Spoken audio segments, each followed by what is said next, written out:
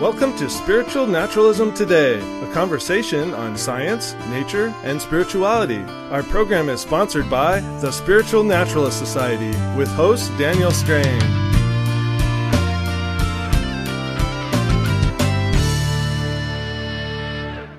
Hello, and thank you for joining us today. My name is Daniel Strain, and I'm here with my co-host, Jay Forrest.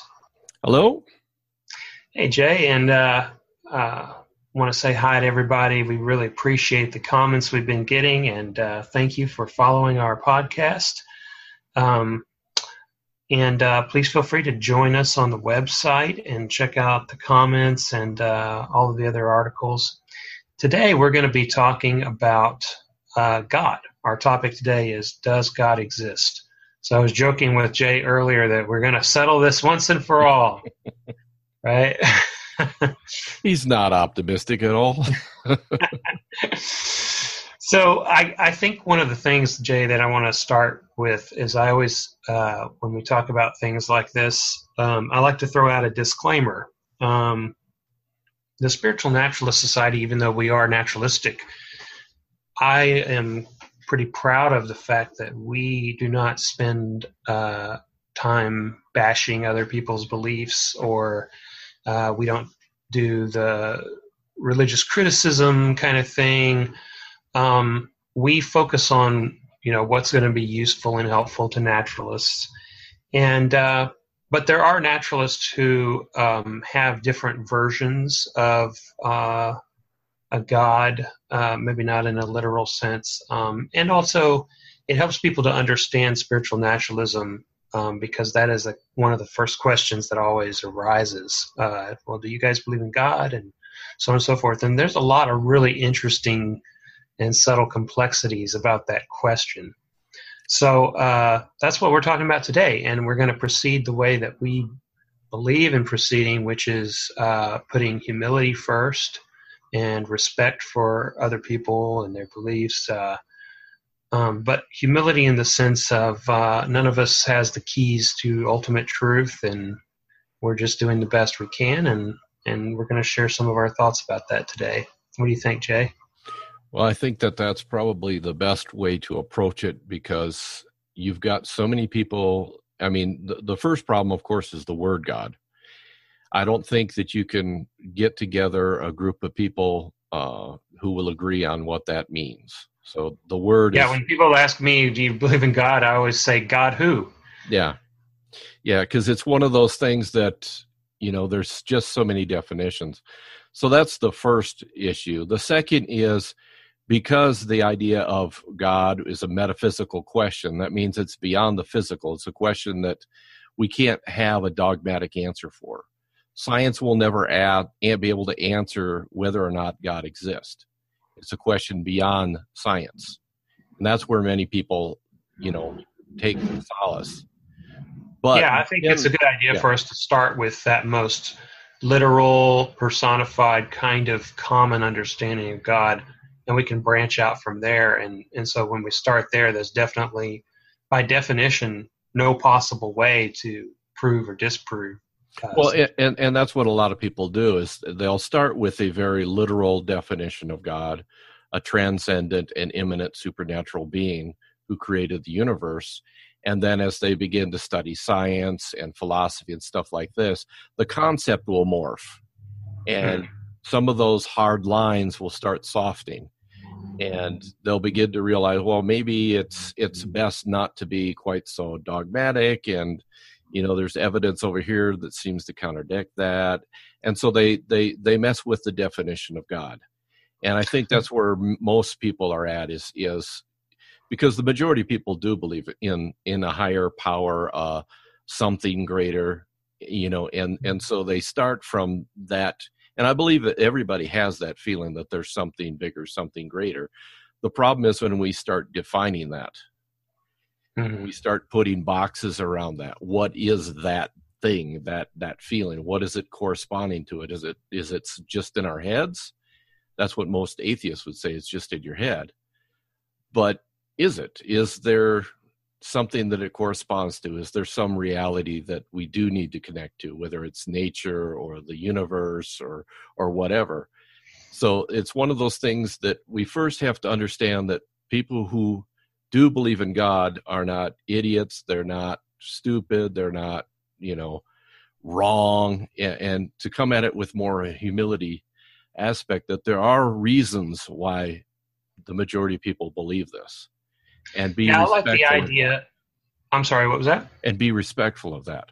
Respect that feeling, and yet being able to be critical and use critical thinking in dealing with the concepts that correspond to that feeling.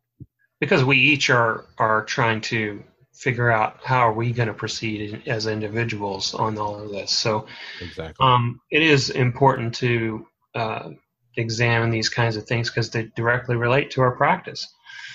So I like the idea of I've been seeing this more and more lately, this going beyond the theism-atheism dichotomy, coming at this in a more subtle, nuanced way. And there's some really great things that can be experienced there. And what you described about starting with this literal version and then the definition starts to morph, what I think I've seen in most people who go through this kind of process is not a weakening of their faith, but actually becoming more and more content in their beliefs as this starts to happen. There might be a rough patches that you have to get through, but oftentimes what you see is that a person's idea of God begins to match up to the most sacred kinds of experience or profound kinds of experiences that they had, instead of just being this story that they had to either buy or reject. I like talking about, what do we mean by God? That's I think if you're gonna ask the question, does God exist? The first question after that is, what do you mean by God? I think that's, definitions of God is important. There's certainly, there's a lot of things to consider.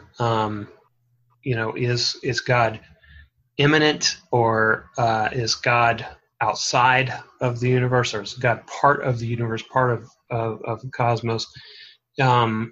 Today, we often think of God as outside of that. The supernaturalists will look at it that way. But in ancient times, there have been many examples of looking at God as a part of nature, as integrated part of, or as being nature.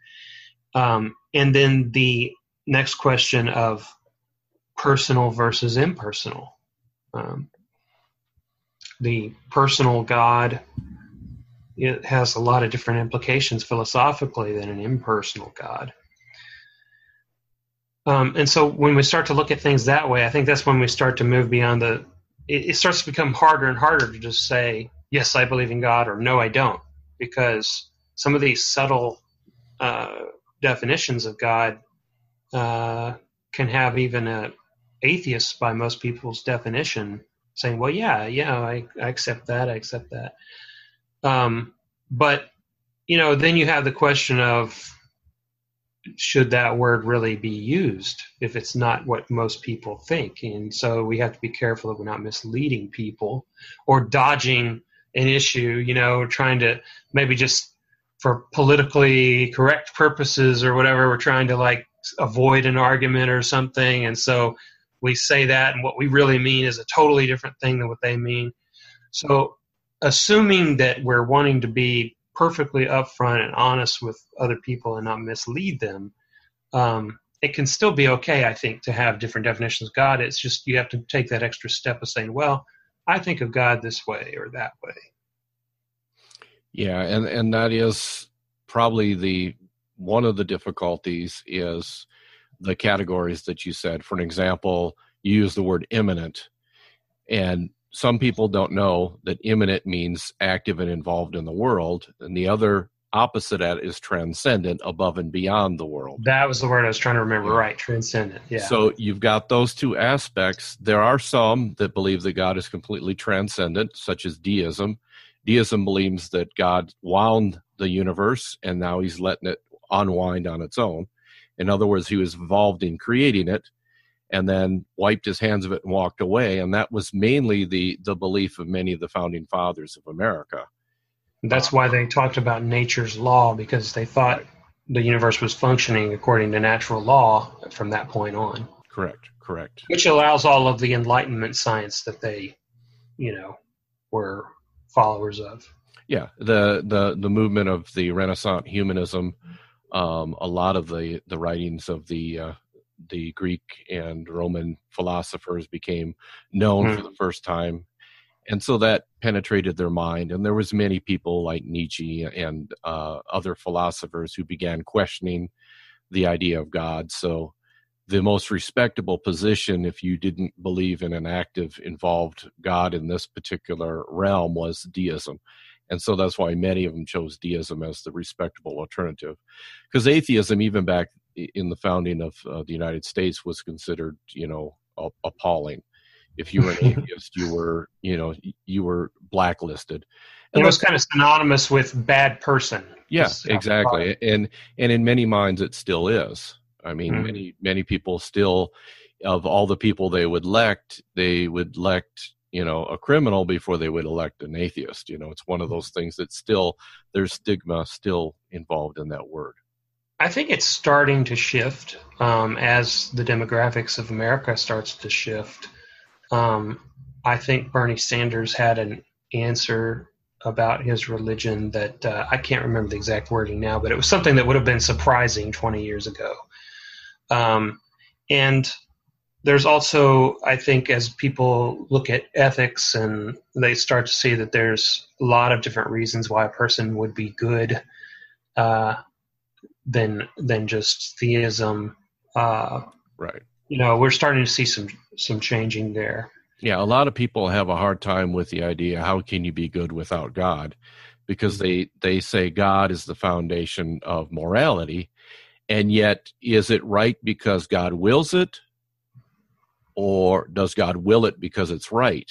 And once again, we're back to Socrates.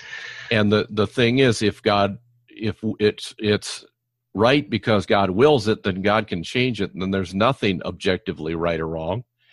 It's subjective to that particular God. And if God says it's right because it's already right, then it's not grounded in God. It's grounded in something else.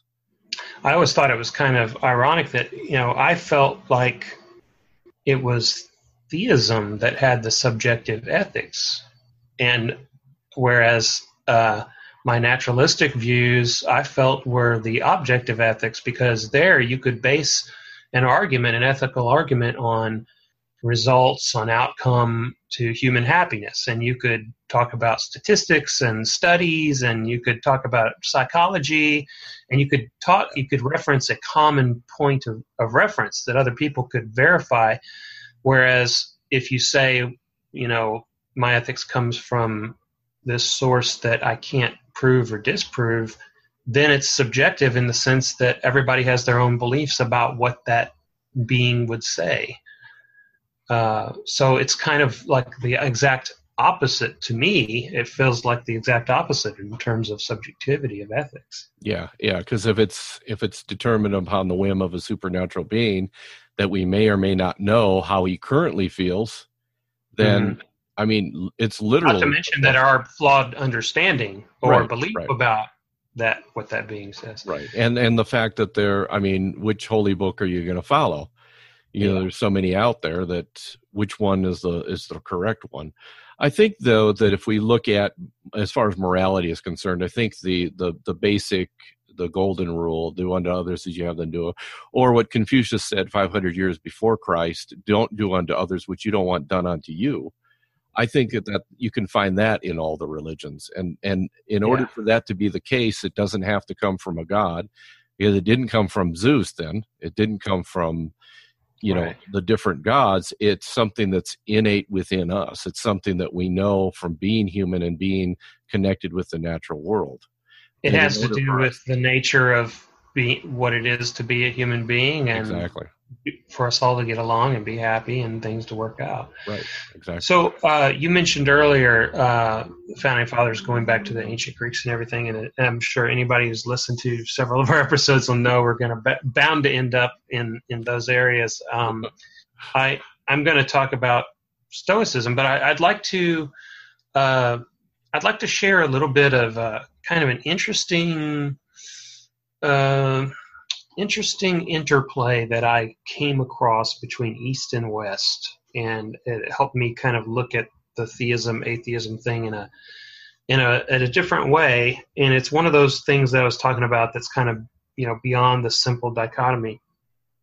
And it has to do with the combination of two different concepts. In the Western side, on the Stoic side, the Stoics looked at Zeus as the soul of the cosmos.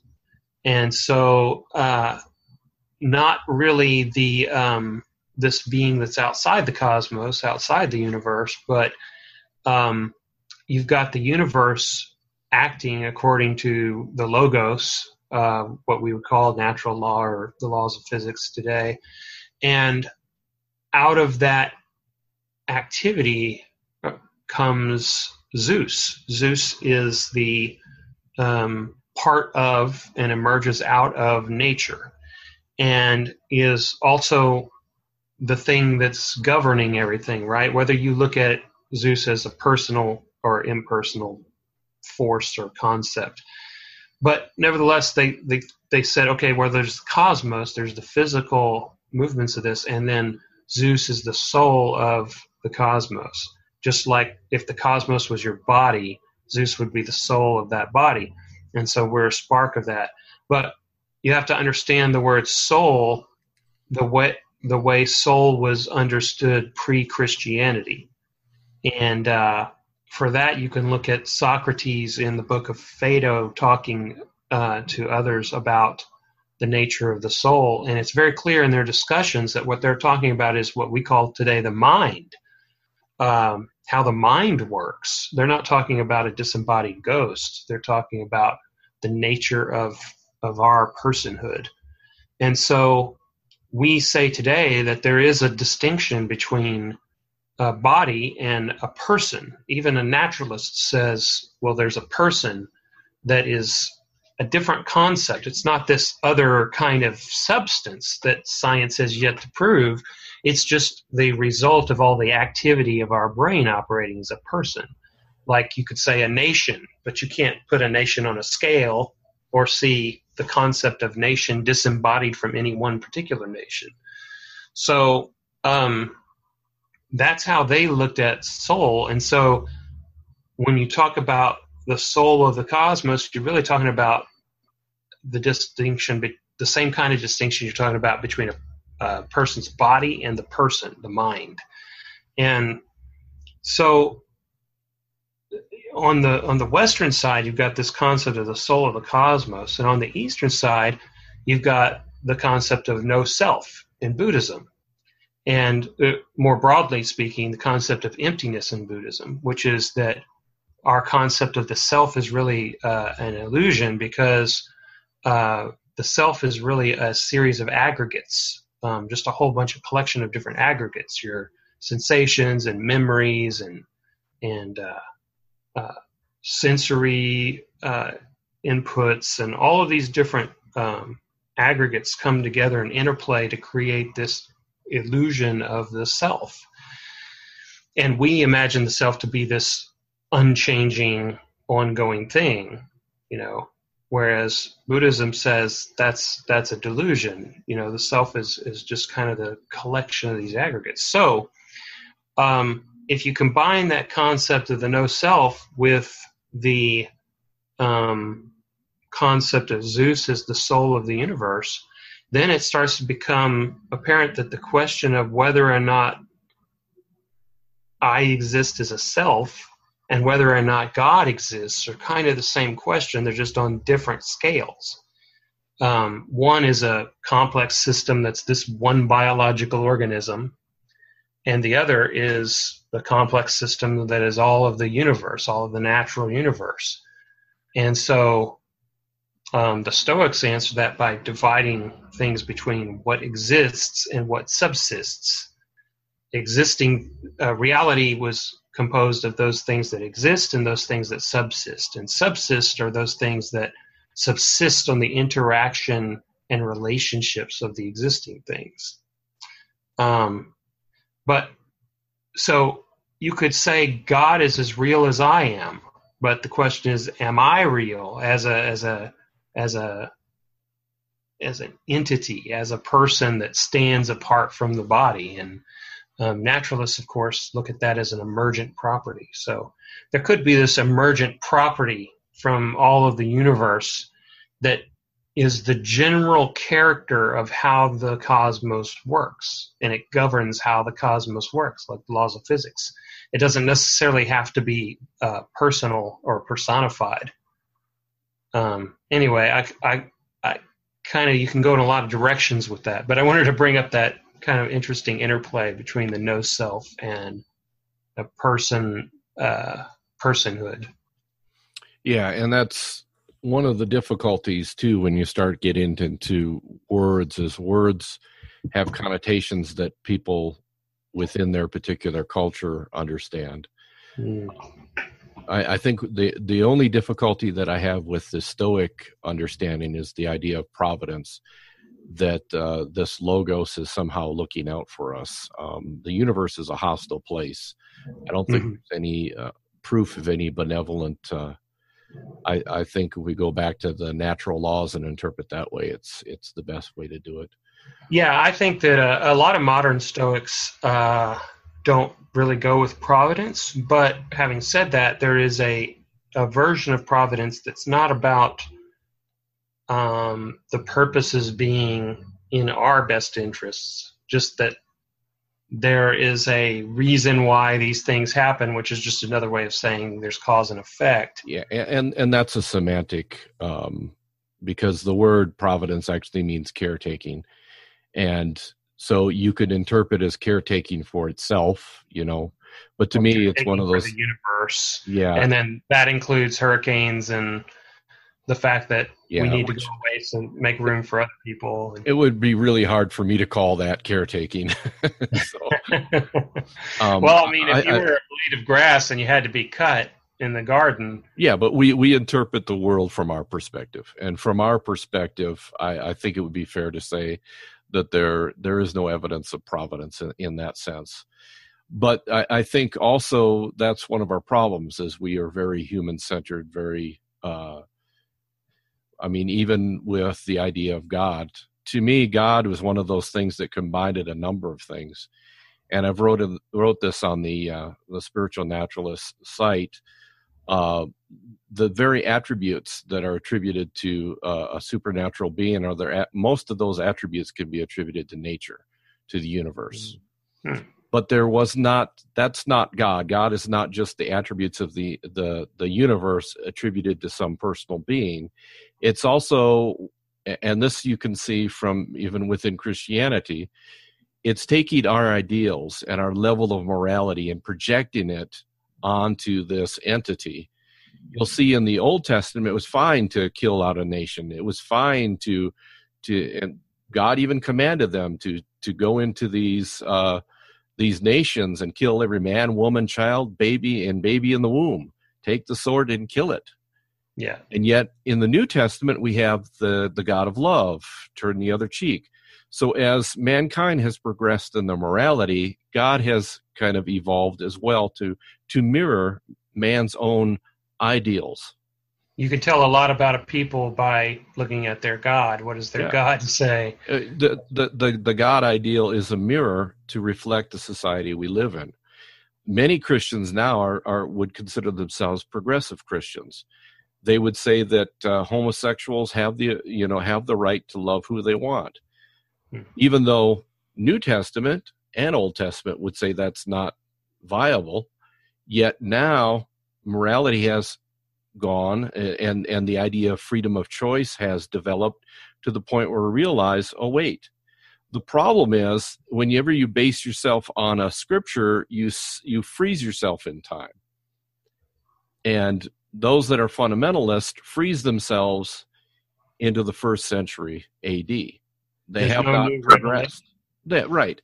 And where progressive Christianity has continued to evolve, has continued to work through the difficulties of society and getting along with one another and war and peace. There's no more such thing as a just war. I mean, war is bad. People die. We see that on the TV. It's horrible. It seems like what people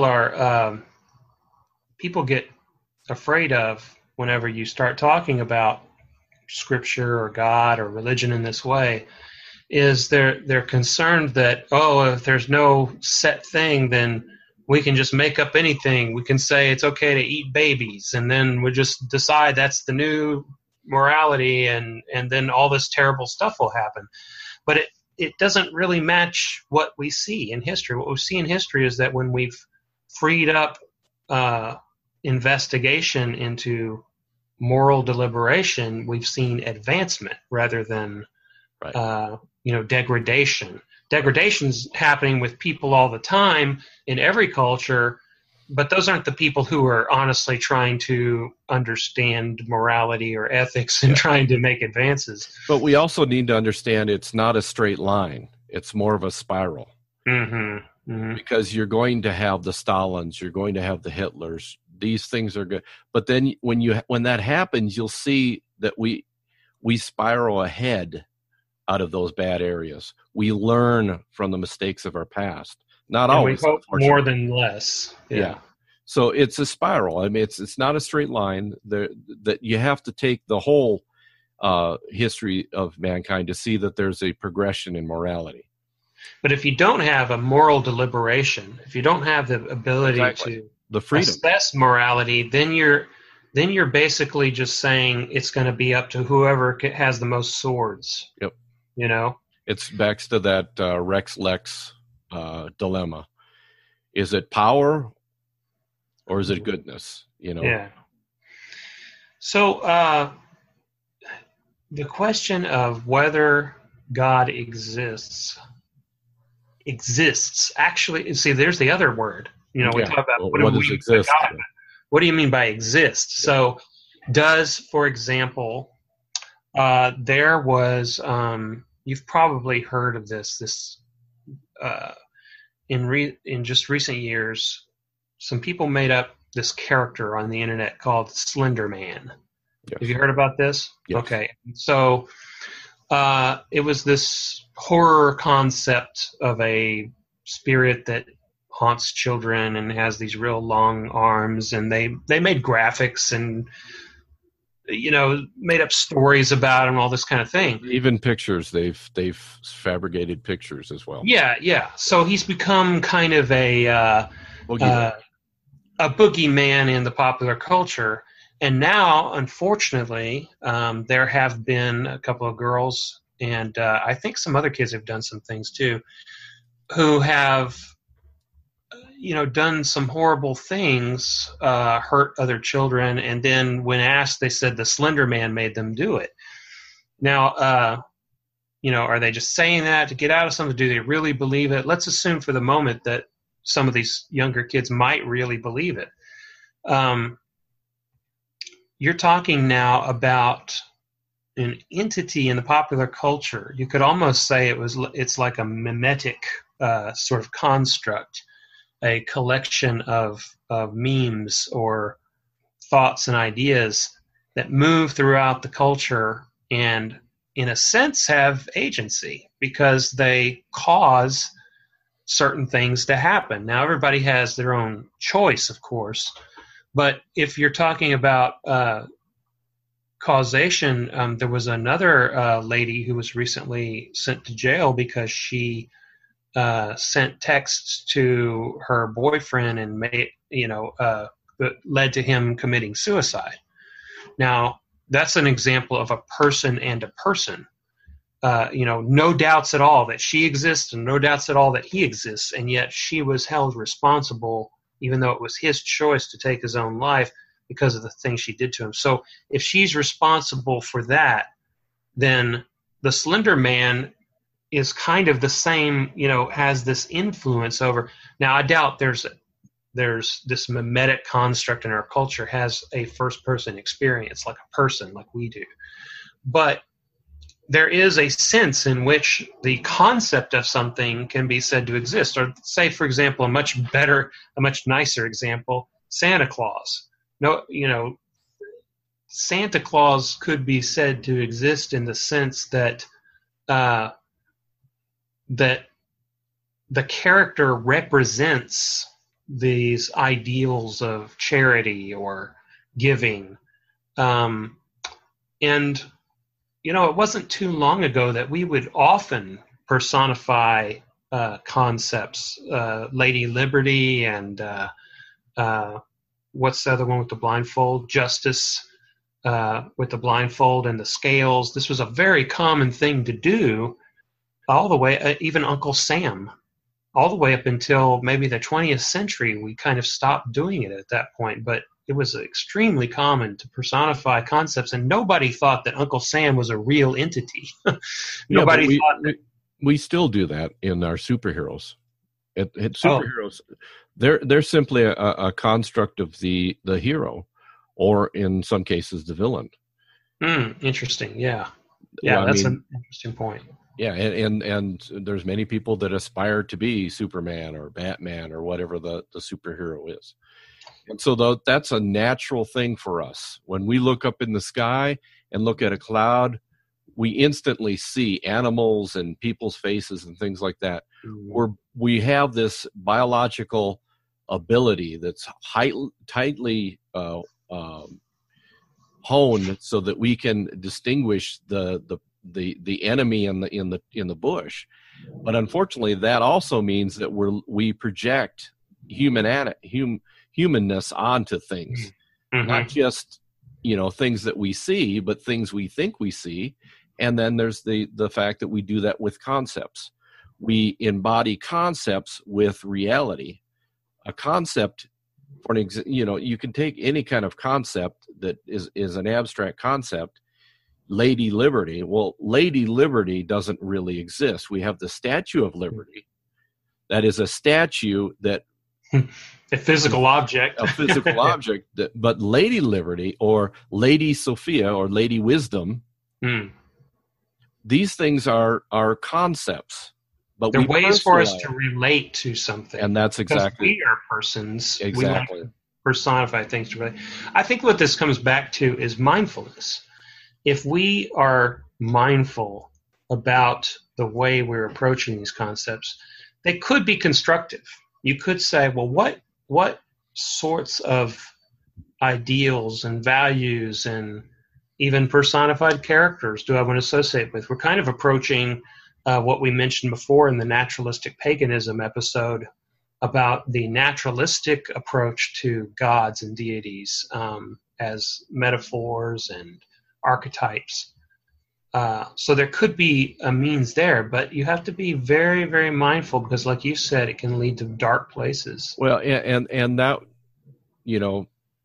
that I guess is my take on it. And, when it comes to the idea of God, to me, the word God is too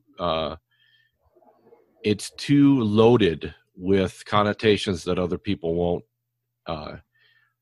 won't understand. So if somebody asks me, do I believe in God? I will answer, I am a non-theist.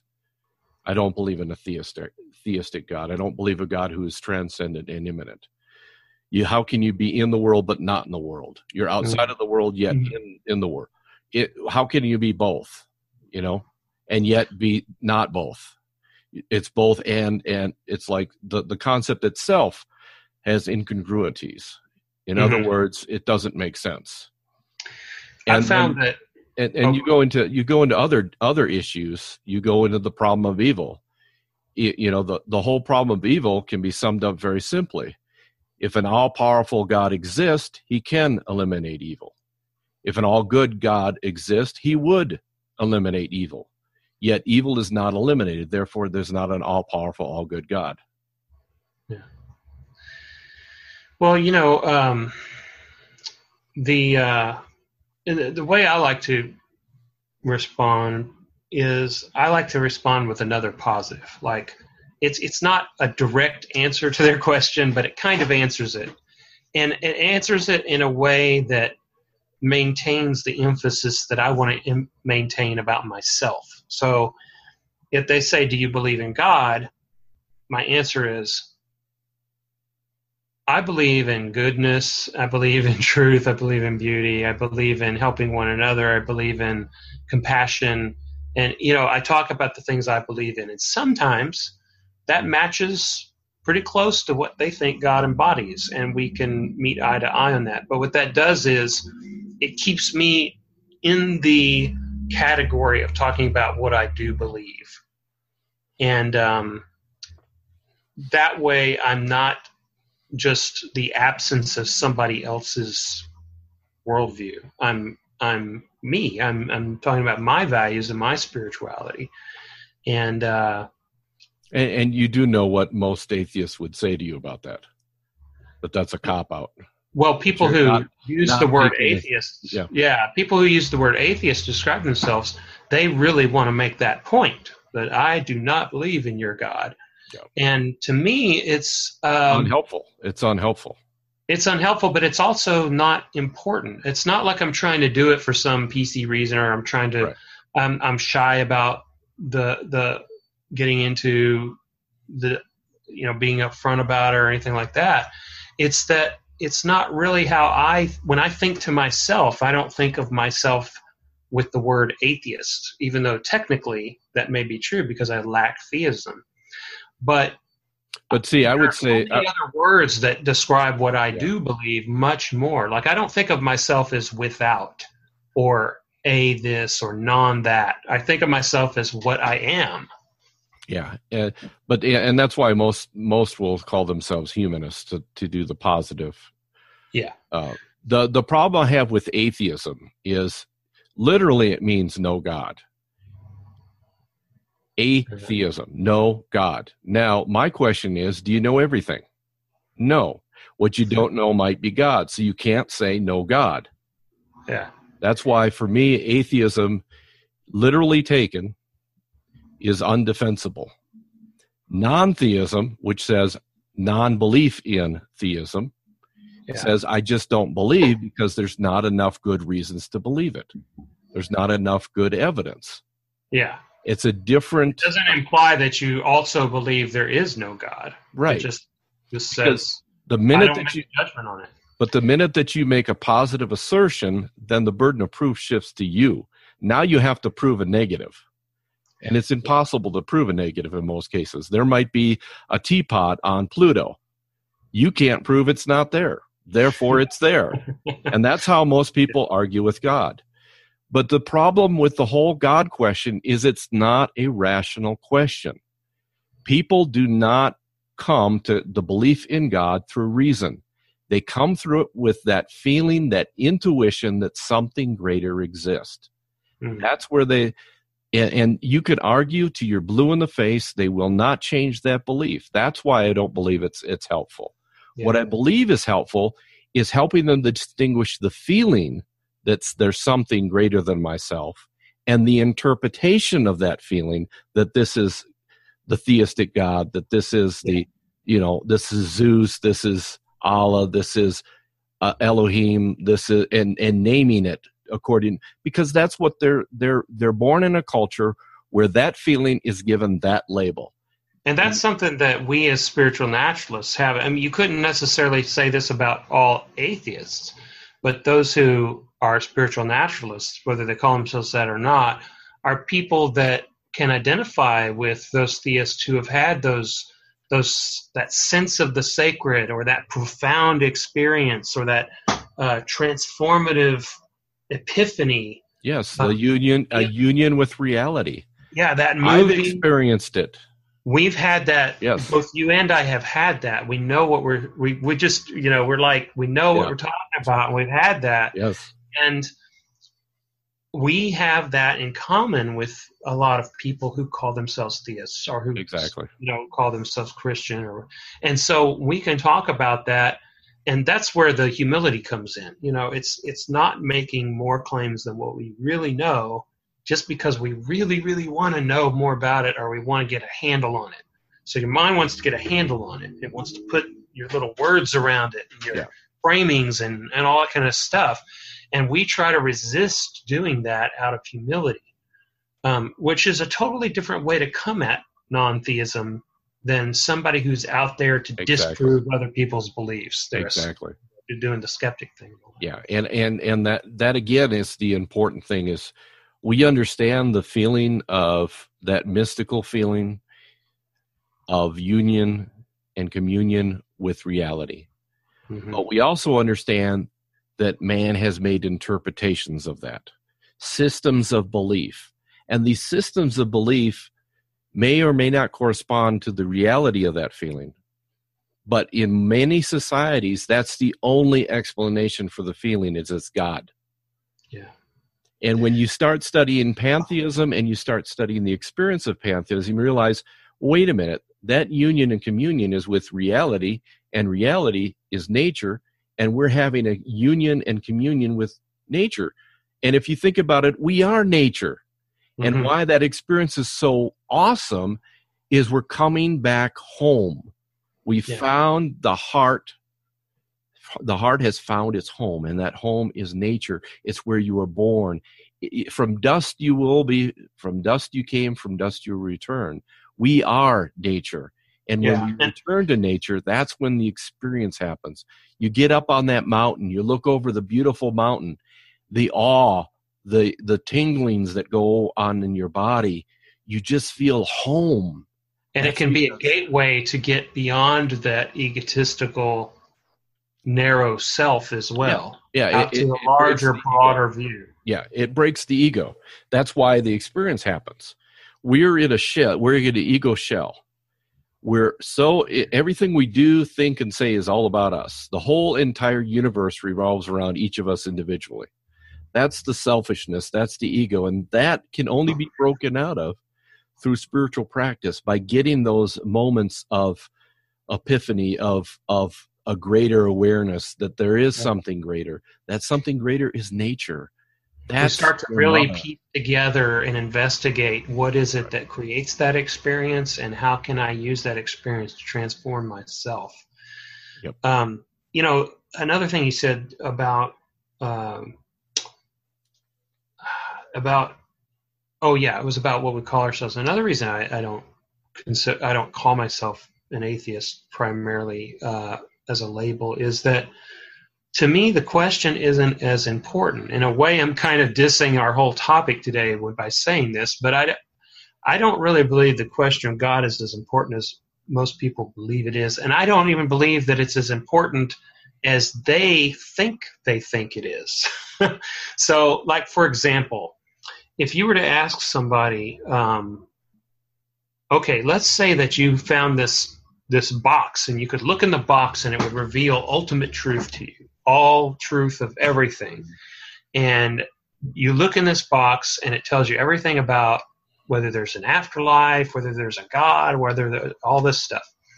And let's say that you found out that the scenario of there being a personified supernatural God in heaven, and you live on there forever, that scenario wasn't true. Let's say, just pretend for the moment, you look in there and you discover that it wasn't true. And what you do discover is one of two things. I'm going to give you two different scenarios, and then you tell me which one would you prefer to have found out was the truth. Under one scenario, there is a loving, powerful God. I don't know if I say all powerful, but there's a loving, powerful God. He's existed for all time, and he created the universe, and he's supernatural, and he's intelligent. He created all of us. But when you die, you die. You are part of the natural universe God created. You stay in that little bubble, and you die, that's it. But God is there, and he's real. Or scenario number two is you discover that there's no God. God isn't real. It's just a figment of people's. But when you die, you go to this heavenly, blissful realm, and you live forever. So my guess is that most people would prefer, whether they admit it or not, they would prefer, if they had to choose between those two scenarios, they would prefer the second one. And I think that really what makes most people really care about the God, no God question is because God is part of a larger story in which they get to live forever. And it really boils down to their immortality of they themselves individually and, those they love and see them again. I think God is just the vehicle by which that happens. I don't think most people really care whether God exists or not. It's just that he is so synonymously attached to that whole scenario where you get to exist on forever. And that's what makes people care about the issue of God. I would say that it's probably a combination. I think that the afterlife, death is by far one of the greatest fears that people have.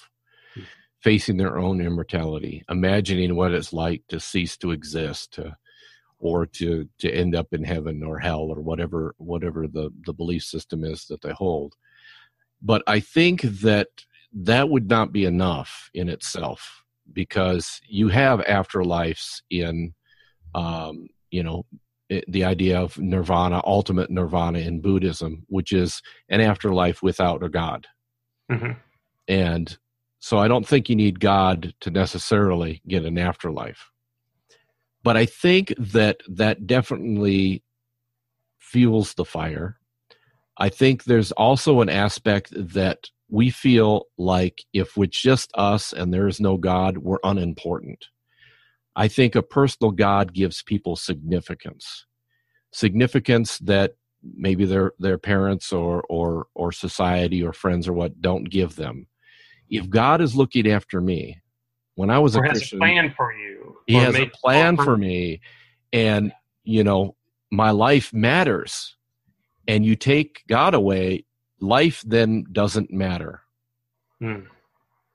I think that's why Buddhists place such a prominence on the present moment, because they're trying to get you to be in the present. Because if you're in the present, then you're not looking at life as some kind of like series of steps that you're going to achieve this eventual goal of having gone down in the annals of history and have a legacy, and that it's all for some end purpose. Instead, you're thinking of each moment to moment as the valuable experience. I'll have to disagree with you. I think Buddhists are, in fact, aiming for nirvana. I don't know that the Buddha was that concerned about them getting to final nirvana as in present nirvana. That is, the Buddha reached nirvana when he meditated, and he was what they called enlightened. He was awakened. That's why he's called the awakened one. That happened that moment. I think that was what the Buddha was worried about. But as the tradition grew, more and more people got concerned about the afterlife. They wanted to get out of this cycle of rebirth. And there's a supernatural Buddhism that grew after that all throughout. I would even say, if you're just counting bodies, if you're just counting number of people, that is the majority of Buddhism. Yeah, they're looking for that ultimate goal. And I think that, personally, I think that one of the difficulties is the idea of enlightenment as the final goal. So I don't see it that way. If you go back to the Pali, the word is bodhi, awakening. If you look at it as awakening and not awakened, awakening is a process that begins but has no ending.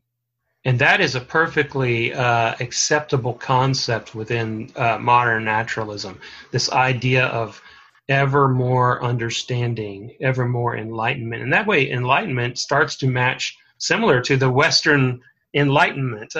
Exactly. As you kind of see the overlap there. And that makes perfect sense within a naturalistic, spiritual naturalist practice. Yep. That you have an enlightenment as a concept of an ever ongoing gradation or steps. And that to me is the great thing about when you look at that, then you don't have people becoming fully enlightened and they stop growing and they start teaching others their particular version. Rather, they keep the humility that they're still growing, that they're still expanding, they're still awakening to greater depths of reality. Because nobody is perfect.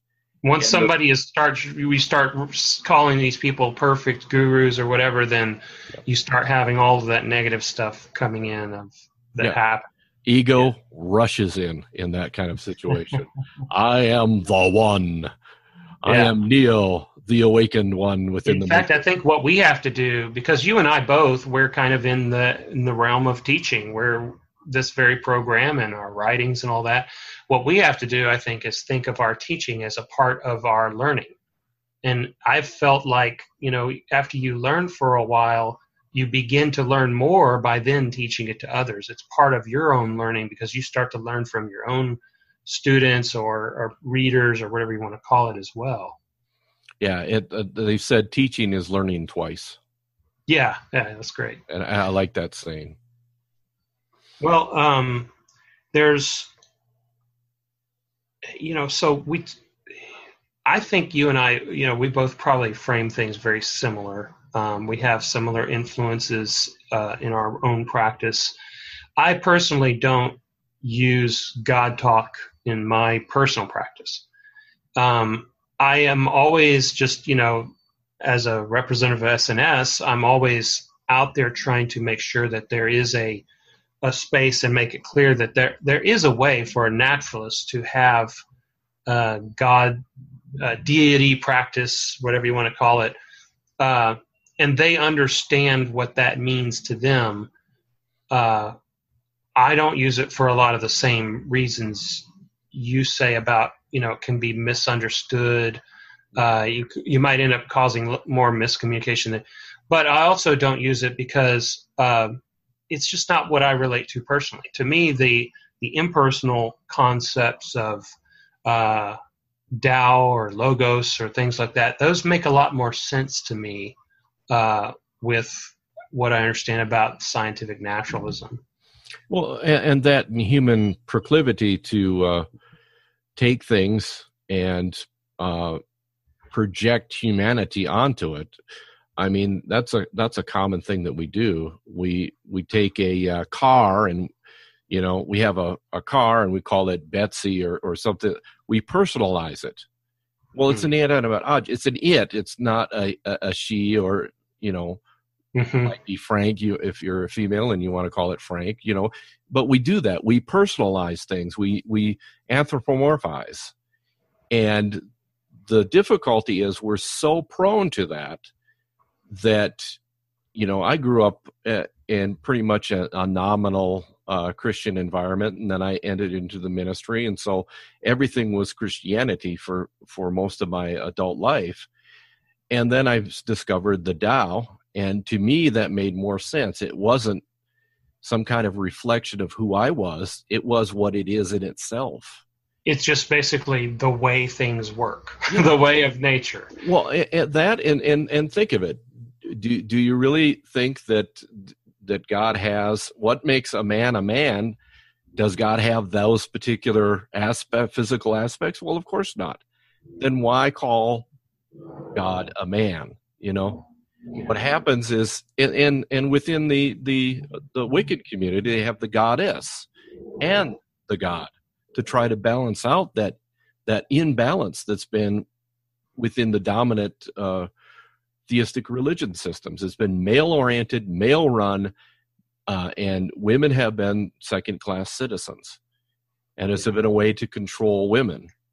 And that's the difficulty with whenever you take a meme, a concept, and you anthropomorphize it, you end up creating more difficulties. And for me, that's one of the reasons I tried to stay away from the God talk, because it's hard to say I believe in, God without instantly being the male God of Christianity, Islam, and Judaism. Interesting. You instantly have to take into account the culture in which you're operating. It's so much easier to say I believe in the Tao. It's much more easier to say and much clearer, not perfectly clear, obviously, because the Tao is the Tao of nature, the rhythm of nature, the way nature does. But, it instantly gets me away from the whole mess of tangled webs of definitions when I don't use that kind of God talk. And, another option could be, and a lot of humanists do this, a lot of atheists do this, just talk about things in scientific terms. But the reason I don't do that is because there is this sense of the sacred. There is a spiritual practice. There is a way of framing and picturing things in a way that's more poetic, more intuitive, that's not the way you would phrase things if you're trying to build a rocket ship. Right. And that's an important human connectivity thing. And so I want people to understand when I tell them what I believe, that to me it is valuable and sacred and meaningful and moving.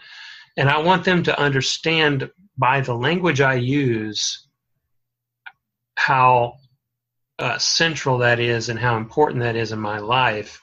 And so you just don't get that with dry technical language. Right. I think it's we're about at the end of our time. I want to make sure we mention a few things. So there's some interesting, if you're just getting into spiritual naturalism, hopefully that helps explain a little bit about how many of us look at that kind of stuff. There's a book by Loyal Rue called Religion is Not About God. That might be one good option. There's also a book by Lloyd Gearing called Christianity Without God. And that's really interesting because he talks about the Christian wisdom streams and a way to approach Christianity without a literal God. Michael Dowd, we mentioned earlier, he has an interesting lexicon, the way he talks about God as reality and science as revelation, and getting right with God is getting right with reality. And then there's, let's see, I think I had one more. Oh, yeah. Complex systems theorist or scientist Stuart Kaufman wrote a book called Reinventing the Sacred, and he suggests a God that is basically the innate creative capacity of the universe. The tendency, it's that thing that goes opposite entropy, where when you have energy applied to a system, there tends to be this increasing complexity, life and what have you, and that we could look at that as a kind of a God, at least certain aspects. So there's all these different takes on it, different framings. We mentioned the naturalistic pagans. And so a lot of different things for you to explore and think about what relates to you. And the fact that it relates to you or not is important in and of itself. Because if you're talking about a practice that's going to be transformative, it has to relate to you for you to have those moving moments and those epiphanies. You want to add anything else before we wrap up, Jay? Oh, I'm actually surprisingly, I'm reading a book called Philosophers Without God. Oh. And actually, it's an interest. The first part is dealing with more of how people left or dealt with their particular religion, whether it's Jewish and one of them actually got into Buddhism, is how he ended up leaving, which is similar to my case. But it's kind of an interesting progression to see how these different people struggled with the different questions. And the one that I was just reading was dealing with the struggle that he had when he was reading C.S. Lewis. And when C.S. Lewis was basically trying to answer the question, if the only way to be saved is through Jesus Christ, then what about all these people who didn't hear? And C.S. Lewis said, basically, well, maybe God has another way. And he said, well, if it's another way, then that's pretty superficial. And that's the route similar to what you're talking about. The question is superficial then. It becomes superficial if it doesn't matter. And you make big issues out of things that aren't big issues, because ultimately the way to actually live in the world is to live in the world and to learn from the world. I would say it matters, but it matters on a different basis. It matters for different reasons and in different ways. It's like the things that matter are different. Yeah. That's the best way of saying it. The things that matter are different, and for different reasons. This has really been great. And, I always feel this way at the end of our conversations, that they're really just the tiniest springboard to what can be a lifetime of discovery. So anyway, thank you to our audience for joining us and for listening. And we're going to wrap this up here today. And keep a lookout for our next episode. And if you haven't listened to our previous ones, go to our website at spiritualnaturalistsociety.org and check it out. Thank you for joining us. Bye-bye. This program was sponsored by the Spiritual Naturalist Society. Learn more and become a member at spiritualnaturalistsociety.org. Our music was composed by John Clemisrude. Jay Forrest is our technical director. Please share our program and join us next time on Spiritual Naturalism Today.